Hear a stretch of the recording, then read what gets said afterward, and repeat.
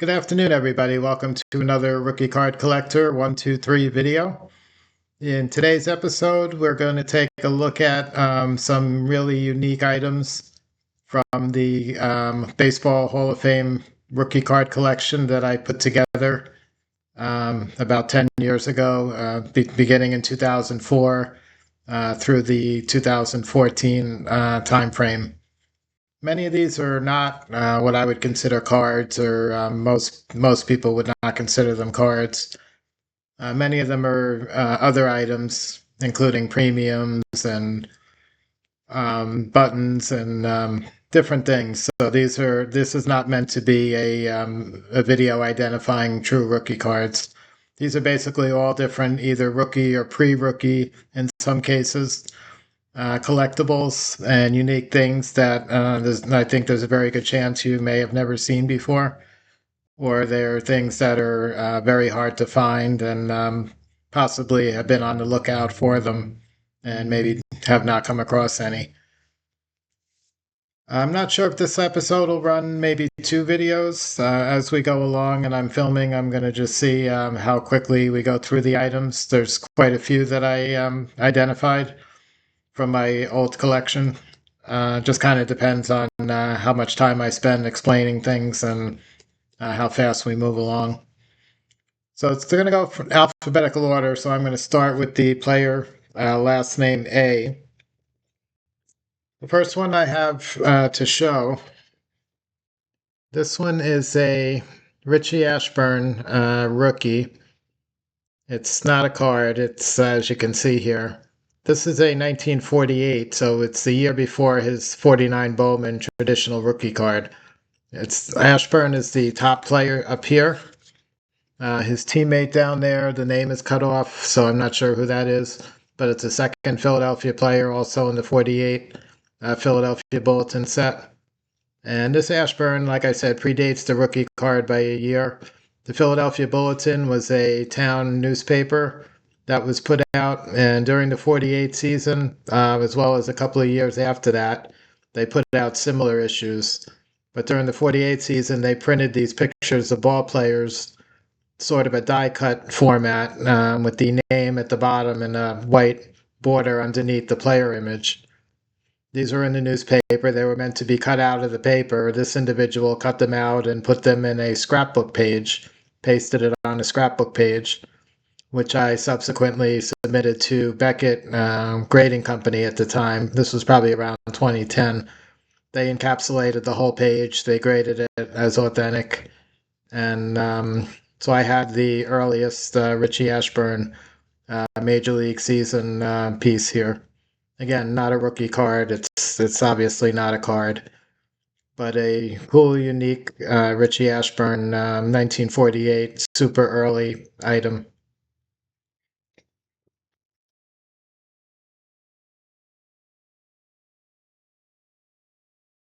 Next one we're going to look at is also not a card. This guy probably looks familiar. This is Johnny Bench. We all know Bench's rookie card from the 68 top set, and then also the Venezuelan version. Well, this Bench is actually from 67, so this is the year before his very first major league appearance.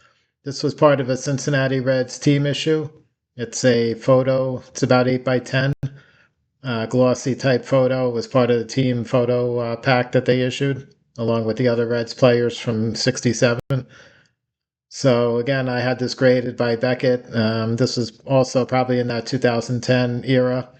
Most of these things are going to be close to that time frame. I'm not going to keep mentioning that. But you'll find that every single thing in here is graded. When I started collecting this Hall of Fame rookie collection, I wanted every piece graded, so I submitted stuff that a lot of other people probably wouldn't submit, including some items that were not really cards. Fortunately for me, Beckett had large enough holders to do something like this. Again, this was about 8 by 10. So Johnny Bench, pre-rookie 67 photo from Team Photo Pack.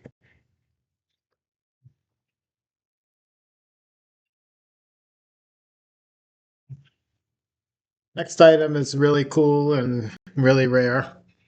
This is an 1886. It's a team composite. Looks like we can get the clarity a little better there. It's the Detroit Wolverines team from 1886. This is put out by a tobacco company called Lori Lord Tobacco. I believe Orlando has a Chicago team version of this card that he's shown on his channel a couple of different times. So this is the Detroit club. They also made two other teams, I believe St. Louis and New York.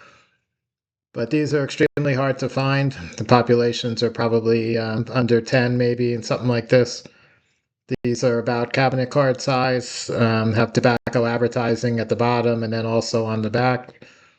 And this one I had graded by SGC, and they gave it an authentic grade. Most of the stuff I had graded was just authentic because most of these are not real cards. So they would only hold them at the grading company, not give it a number grade, which was fine with me. I really just wanted them all in holders and all graded. Didn't really care about the number grade too much. Most of my collection, in order to afford this type of stuff that I was picking up, most of it was in very low grade. So the traditional cards that I had were mainly in the 1.5, 2 range primarily, because I had to save money on the more standard cards so I could afford to buy some of these unique type of pieces like this one. So 1886 Lori Lard Detroit Team Composite tobacco card. Some people might refer to it as a trade card.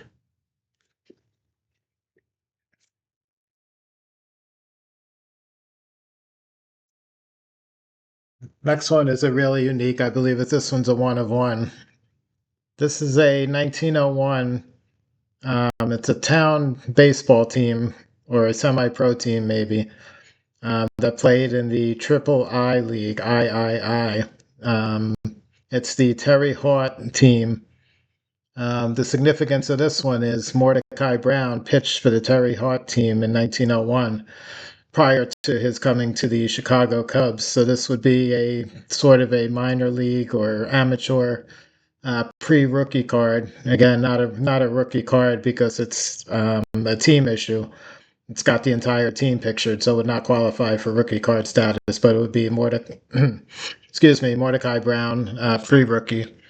Brown is actually pictured. The picture is going to be too small in the photo to see here, but he's the gentleman that I'm pointing to now.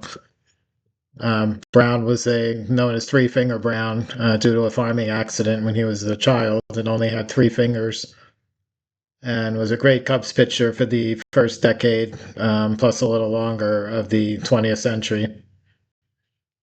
So pre-rookie Mordecai Brown, one of a kind. I'm pretty sure. Never seen another one. Had SGC. This one actually SGC, since it's a cabinet card and it meets the standards for a cabinet card. They did give it a number grade. It's a 4, which is probably a little generous. You can see the corners are a bit worn, but super unique item.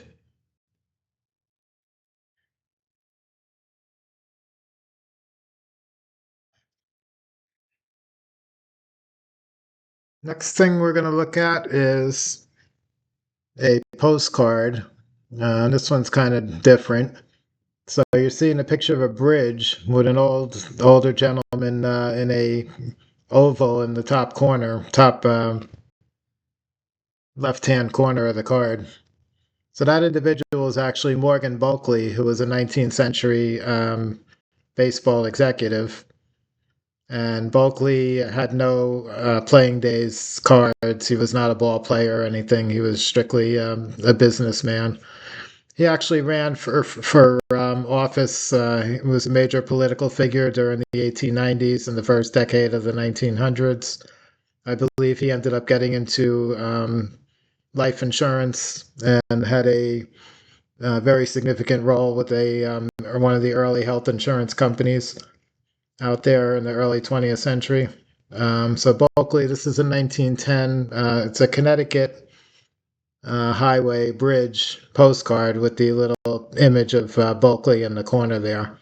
The earliest Bulkley card I was able to find. He does have a 1860s or 1870s cabinet card. I believe it's a one of one. I've seen pictures of it. I never owned it and was never able to pick that up. So this was the earliest Bulkley I was able to find for my collection back when I was doing these.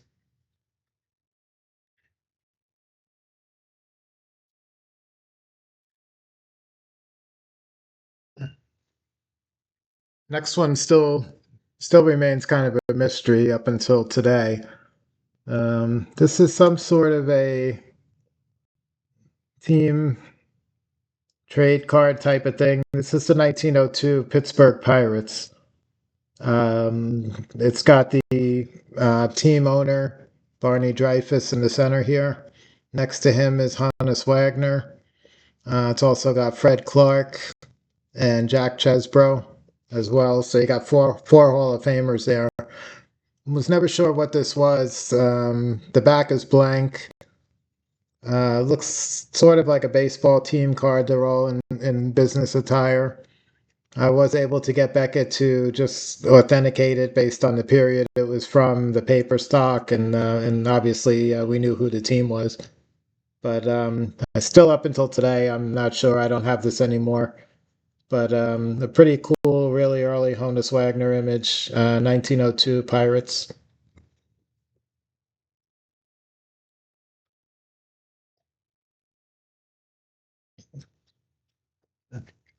Next one is another team item. So again, not going to qualify as a rookie card status. This one is a cataloged issue, though. This is a 1906 Sporting Life postcard. So they did the American League and the National League teams in 1906. They're all in a composite format, so you just see the portraits of all the players on the team. The significance of this one, there's a couple of Hall of Famers. Sam Crawford is on here, but Ty Cobb is pictured here in the bottom row. Super young. This is his earliest image as an MLB ball player.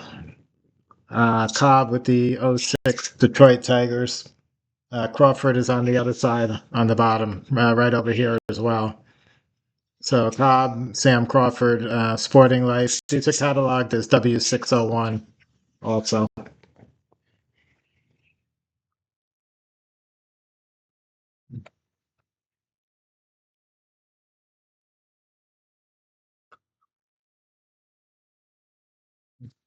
Next thing we're going to look at is kind of unique. This is not a card, obviously. This is a matchbook.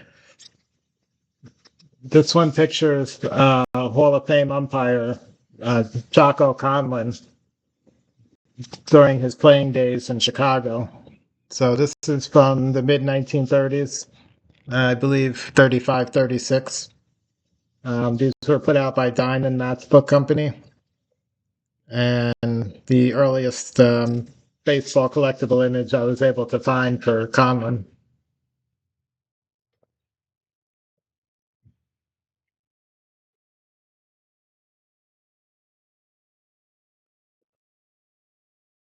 Next item we're going to look at is the 1931. This is Metropolitan Studios. This was a team issue.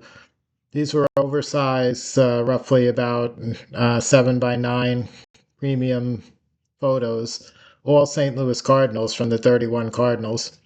So this one is a Dizzy Dean, 2 years before his Gowdy and a couple of other issues he had the same season, generally considered his traditional rookie cards.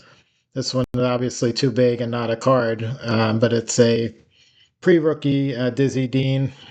It's 31. I had it holdered by Beckett. They graded this one at 1.5 and fits in their 8 by 10 holder. So super early Dizzy Dean, beautiful piece there.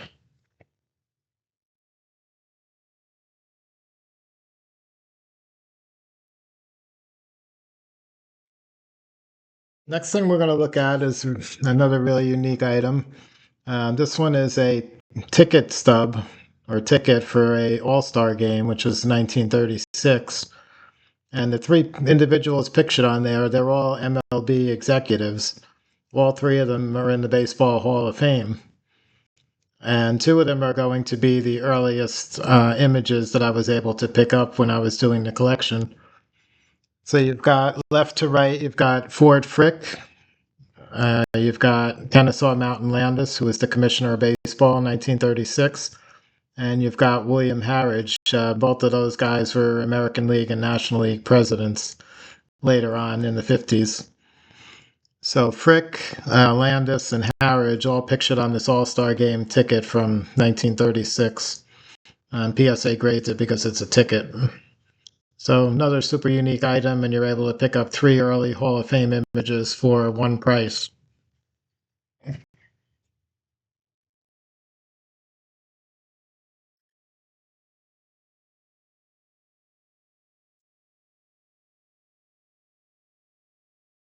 Next thing we're going to look at is a, not unique, but these are really tough to find, and I've only known maybe about 5 or 6 that exist. This is this 1926 St. Louis Cardinals. They won the pennant in the National League. This is a team composite postcard. It's a real photo postcard developed on a postcard stock.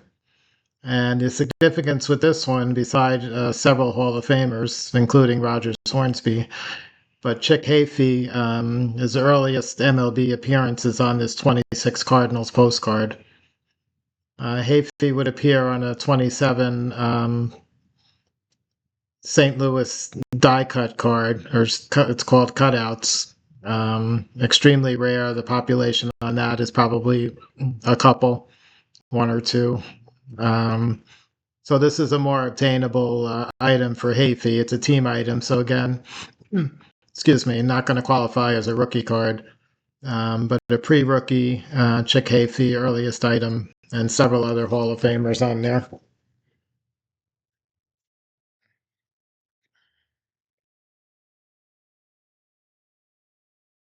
I think we're going to look at one more item and then we'll end this video and I'll pick up again with the second half next time. So the last thing I'm going to show, this is a super cool one with a cool story behind it. So this is a minor league team. This is the 1915 Denison Railroaders. This was a single A. Actually, this was probably more like a class C or D club. Back in the early days, they classified by A, B, C, and D, with A being the highest. They didn't have triple A, double A like that. So this was a low-level minor league team. And the significance of this one, the guy I'm pointing to here, this is Rogers Hornsby. The year, almost 2 full years before he became a starter for the St. Louis Cardinals. He did come up to the Cardinals at the very end of the 1916 season, which was a year later, in September, but only played in a few games. So his career primarily started in 17. So this is 2 years earlier. This is 1915 minor league days with Denison.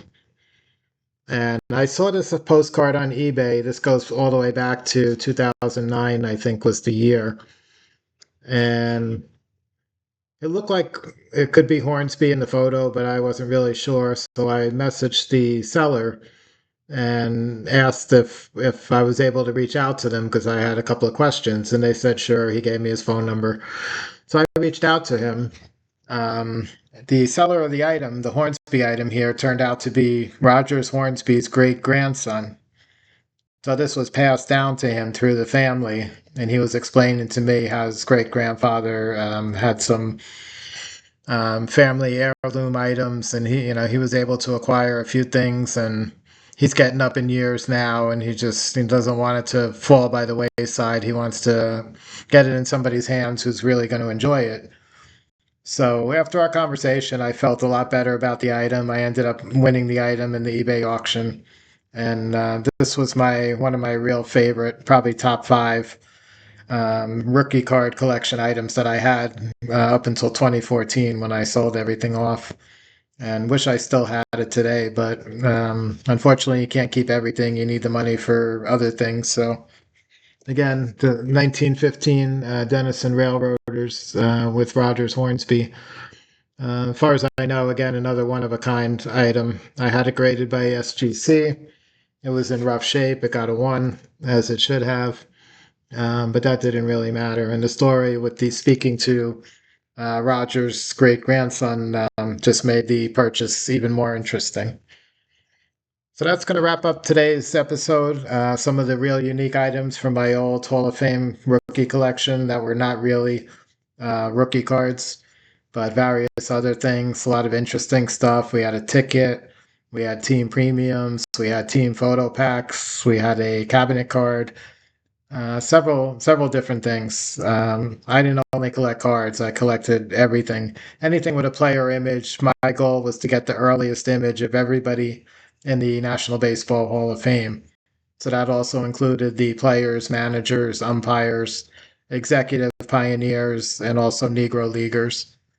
And I was on not the biggest budget in the world, so like I said, the way I did it was I look to acquire really low grade condition examples for the guys that had traditional cards that were easy to pick up and save that money for the tougher to find executives, Negro leaguers, and stuff, and then had additional capital to put into those when those items very rarely would come up for auction. And I was able to accumulate the collection that way.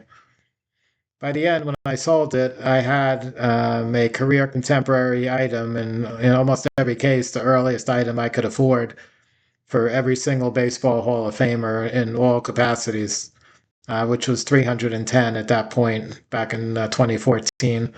I ended up auctioning everything and eventually took that money and put it into Negro League material over the next decade or so. And of course, that worked out well, very well for me. Unfortunately, I sold it before the last couple of years when the boom, Negro League collectibles boom really hit with Major League Baseball adding the stats to the record books. So another thing I wish I would have kept longer, but again, you can't keep everything. So I've enjoyed the stuff over the years. It's time for other people to enjoy it. And anyway, hope you enjoyed the look at some of these unique items. There'll be a second half coming up soon. I hope you liked the video. Have a great day, and I'll catch you guys on the next one.